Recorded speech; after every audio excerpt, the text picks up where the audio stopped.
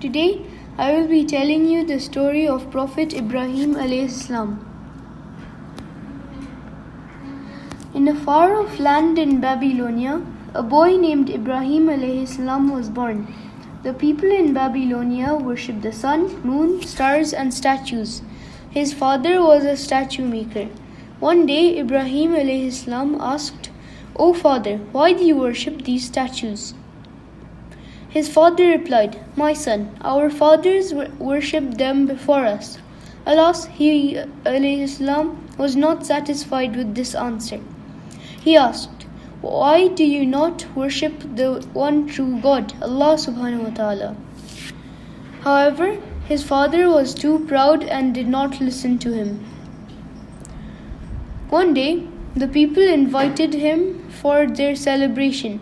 He refused to join them, saying he was sick. While they were away celebrating, Ibrahim alayhi salam, who was alone, took a big axe and went towards the statues. He then broke all the statues except the biggest one and hung the axe on its neck. When the people returned, they were shocked to see their gods destroyed. They suspected Ibrahim alayhi salam at once and asked him, "Who did this to our gods?" Ibrahim alayhi salam calmly replied, "Ask the biggest one." The people knew that the big statue could not talk or defend himself. Due to their pride, they refused to accept their foolishness. The king of Babylonia, Nimrud, was very angry. He ordered his people to prepare a big fire to burn Ibrahim alayhi salam. When the red flames were sky high, Ibrahim alayhi salam was thrown into the fire. But Allah subhanahu wa ta'ala ordered the fire to be cool and safe for him. The fire did not burn Ibrahim alayhi salam, nor did he feel the heat. He was grateful to Allah subhanahu wa ta'ala, the most merciful, for saving him. As time went by, Ibrahim alayhi salam left Babylonia with his wife Sarah and his nephew Lut alayhi salam. They traveled through many lands, and on their journey they called the people to worship Allah subhanahu wa ta'ala alone instead of worshipping the sun, moon, stars, and the statues. While traveling through Egypt, they met a wicked king. He heard about Ibrahim alayhi salam and his charming wife. He summoned Ibrahim alayhi salam to his palace and asked him about his companion. Ibrahim alayhi salam said she was his sister. The king wanted Ibrahim alayhi salam to bring her to him. He came back to Sarah, warning her to tell the king she was his sister. Sarah was brought before the king, and he was attracted to her beauty. When he was about to touch her, the king's hands became stiff and he could not move them. The king then begged Sarah to help him. She asked Allah subhanahu wa ta'ala for help. The moment his hands were able to move, the king again reached out for Sarah, but was punished by Allah subhanahu wa ta'ala once again. The king finally gave up through fear of her and asked the guards to free her at once. Sarah was presented with Hajar, a maid, which was a gift from the king. Meanwhile, Ibrahim alayhi salam was praying to Allah subhanahu wa ta'ala to save Sarah from the wicked king. When Sarah returned safely with Hajar, Ibrahim alayhi salam was delighted. They thanked Allah subhanahu wa ta'ala, the most merciful. One day, Ibrahim alayhi salam asked Allah subhanahu wa ta'ala to show him how he gave life to the dead. Allah subhanahu wa ta'ala said, "Do you not believe in me?" Ibrahim alayhi salam said, "Yes, but to be stronger in faith."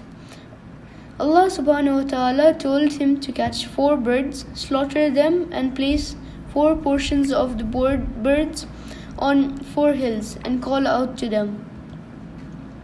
When Ibrahim alayhi salam said Bismillah, all the parts of the birds came together and flew back to Ibrahim alayhi salam. He knew that only Allah subhanahu wa ta'ala could give us death and bring us all back to life. For many years, Ibrahim alayhi salam and Sarah did not have any children. Therefore, Sarah asked Ibrahim alayhi salam to take Hajar as his wife. When Ibrahim alayhi salam was very old, Hajar was blessed with a son. They named him Ismail alayhi salam. One day, Allah subhanahu wa ta'ala asked Ibrahim alayhi salam to take Hajar and Ismail alayhi salam and leave them in Makkah.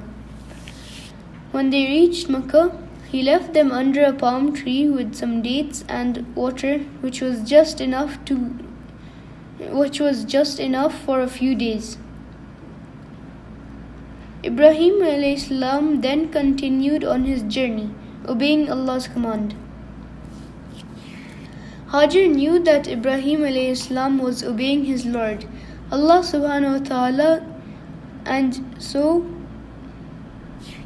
Hajar knew that Ibrahim alayhi salam was obeying his Lord, Allah subhanahu wa ta'ala, and she put her trust in Allah subhanahu wa ta'ala to provide for them.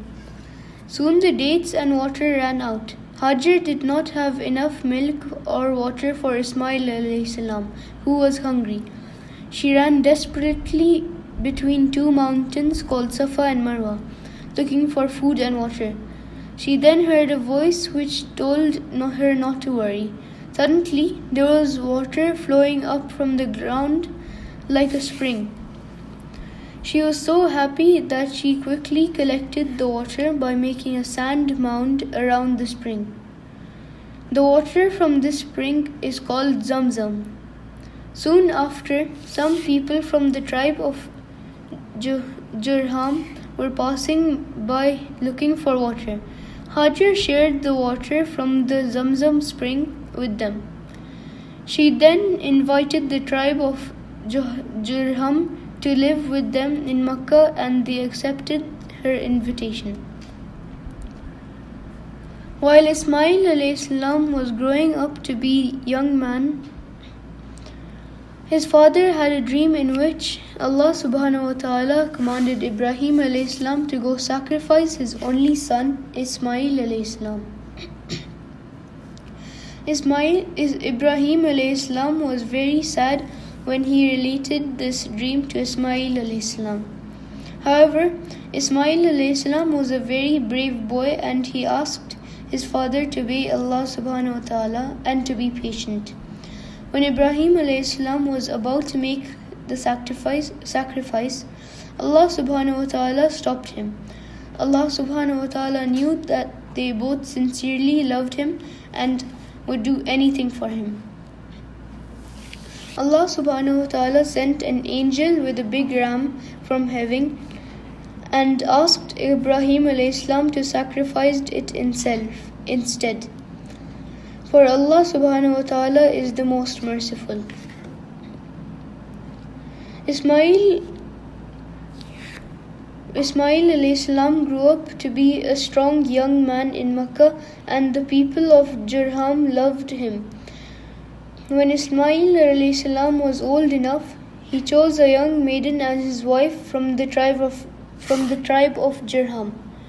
After many years, Ibrahim alayhi salam returned to Makkah to meet his son Ismail alayhi salam. By then, his wife Hajar had died. Ibrahim alayhi salam visited his son's house twice, and on both occasions he could not meet him. But Ibrahim alayhi salam always left a message for Ismail alayhi salam with his wife. Ibrahim alayhi salam, who longed to meet his son Ismail alayhi salam, returned once again to Makkah.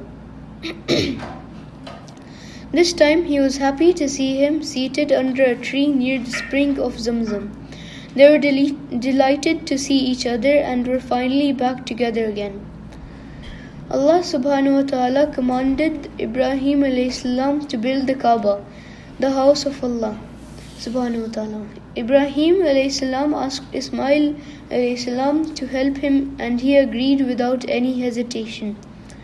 He carried the stones for his father, who was now very old. The Kaaba was built in the valley of Makkah next to the Zamzam spring.